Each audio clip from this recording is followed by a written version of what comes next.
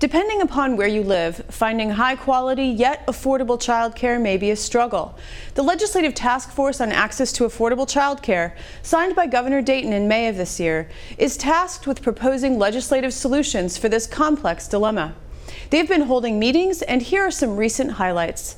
Over time, I think we're going to need to wrestle with the compensation issues that continue to go forward with any business that's trying to be successful. And Ms. Keller's references to the coaching and the consultation around business supports such that a business owner, a family child care provider, or a center director can fully take advantage of the funding streams that are in place, along with ensuring that the educational opportunities are being nurtured for the young children in their care. You've got child care providers that are going to go out of business because they aren't generating a level of income to support themselves, irrespective of what they're receiving from these other streams of income. And so, to the point earlier made by the presenter about business development and looking at a P&L, education and the quality experience only gets you so far. It makes you feel good, but it doesn't pay the bills. It doesn't keep the lights on in the child care center. And so, when you say that we're going to have to start or look to wrestle with this, I think that time's right now. Rep. Albright, you called the question. You know, we want people to get more education, but that doesn't allow them to charge higher rates. It doesn't allow them to have a better profit and loss statement at the end of the day. It is better for kids, and it's better for our economy, and it's better for the economic future of Minnesota, because all the research we have says that programs have to be high quality in order to get those returns on investments. So you have to have the educated staff, but it's a real conundrum in terms of how that translates to wages and compensation for people in the field. What we really need is to stop nipping at the edges of the problem. I like food, so I always think of things in food, and I feel like we're talking about legitimate issues with licensing and training and delivery systems, but I feel like we got a big pan of burned lasagna, and all of those issues are totally legitimate, but are kind of nipping some of the burned edges away, and we're not getting to the heart of the meal, which is the workforce, the providers, and without more financial resources, we're not going to be able to move this needle. And I feel like the lasagna is getting old and it's getting cold, and by the time we get to it, we're all going to have food poisoning, which is not good. You were just watching some highlights from a recent hearing of the Legislative Task Force on Access to Affordable Childcare. I recently had the opportunity to talk with the task force co-chair, Senator Melissa Wiklund, and I began by asking her about two key issues that emerged from the hearing. There were two issues that seemed to emerge.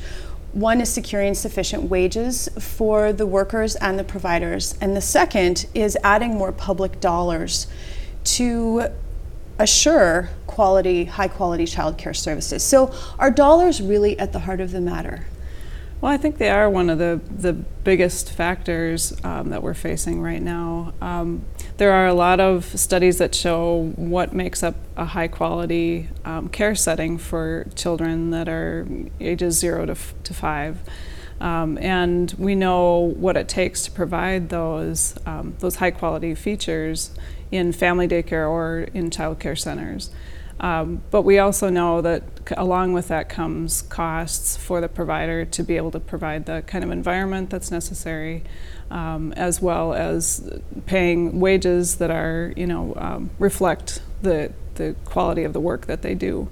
Our public dollars have not kept up with funding at the levels that are necessary, and that is why you hear such a repeated call for additional funds.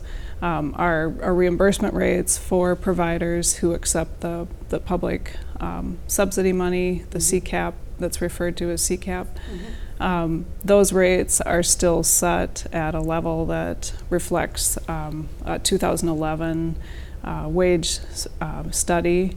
And so they haven't really been adjusted in many years, and they also are set at only the 25th percentile of the rates across the different areas. So not only are they behind in terms of the years that have gone by, they also are set relatively low compared to what the overall what the higher rates that some providers are able to charge.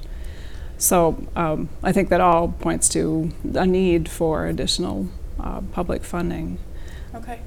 The Center for Rural Policy and Development published a study, and we heard testimony last night about this. They published the figure that more than 1/4 of in-home family providers closed between 2006 and 2015.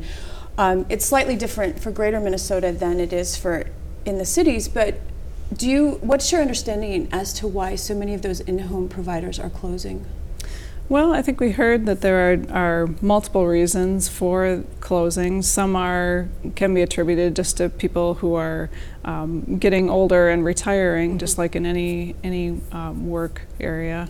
But also there are a lot of stresses on providers if they aren't able to make enough money serving the number of children that they're allowed to serve. It really is a very high demand profession. We hear many of the providers talk about having 12-hour days, 5 days a week. They have a huge responsibility. Taking care of children is a huge responsibility, and they it care takes a lot of energy. It takes a lot of energy. Yeah. And they're working with children in a great range of developmental stages. Infants take much different care than a 5-year-old.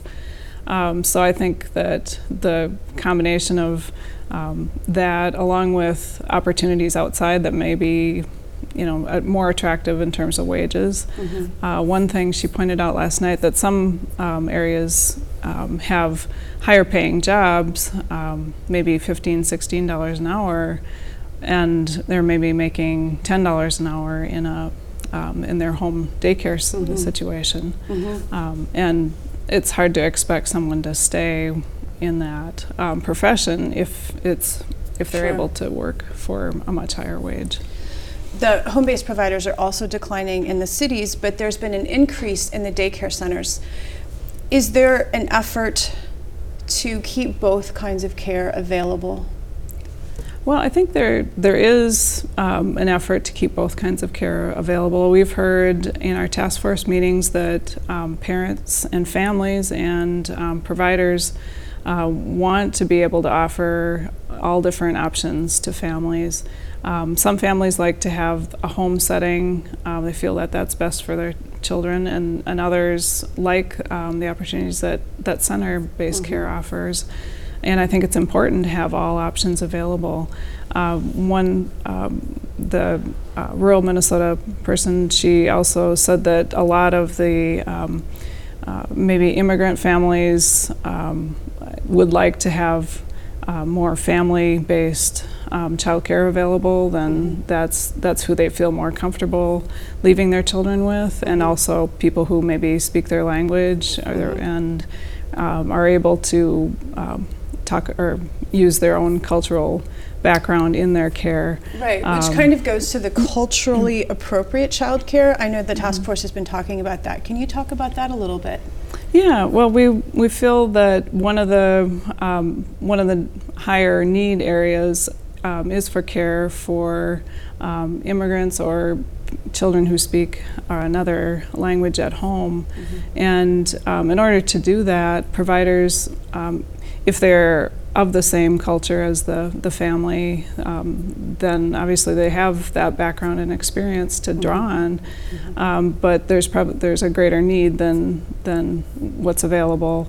So how do providers can they learn techniques to provide more appropriate cultural experiences for the children that they're caring for?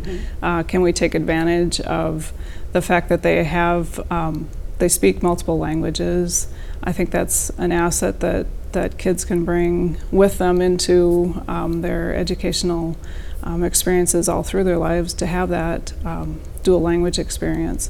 So we have assistance from some of the agencies in the area who are working with providers to strengthen not only their culturally specific practices, but then also how do they become better teachers and support their children in other ways that maybe they don't have experience in.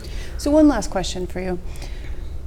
If workers are concerned about their childcare situation, or they experience a childcare crisis and can't even go to work, what is the employer responsibility in this? And is this something that the task force is looking at? Yes, we've talked about it, and I think it is something that we need to always keep in mind, along with the idea that if the public is going to be assisting, providing public dollars, I think we should also look at how can we partner, or how can employers partner with families to help, since it is such a large expense for families. So we've heard examples of specific employers who actually have built daycare centers basically for their employees, and then they offer subsidized rates for their employees. I mean, that's one option that's very specific to an employer, but I think there's got to be other ways that employers can engage their employees to find out what their needs are, and how can they provide either financial subsidies or scheduling, help with scheduling perhaps, that make it easier for families to find care that's affordable. Senator Wiklund, we have to stop there. We'll look forward to the recommendations of your task force, and thank you for coming today. Great, you're welcome.